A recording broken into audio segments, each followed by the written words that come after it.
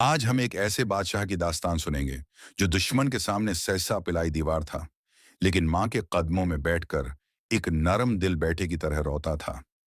ये है शेर मैसूर टीपू सुल्तान की कहानी। 1790 का जमाना था। हिंदुस्तान पर अंग्रेज कब्जा जमाने लगे थे। मुसलमान कमजोर पड़ चुके थे और लोग गुलामी के अंधेरों में डूब रहे थे।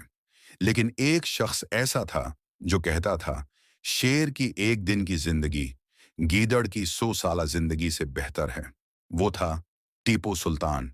टीपू के हाथ में तलवार थी, लेकिन दिल अल्लाह की याद से लबरीज।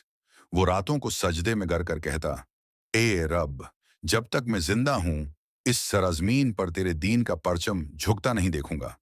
एक दिन उसकी मां ने कहा, बेटा, मैदानी जंग में बहादुरी दिखाना, लेकिन याद रखना, इस्लाम के लिए जान देना ही असल जीत है। टीपू ने मां के कदम चूमे और कहा, मां, मेरा जिस्म तेरा है, लेकिन मेरा दिल और मेरी तलवार अल्लाह के लिए है।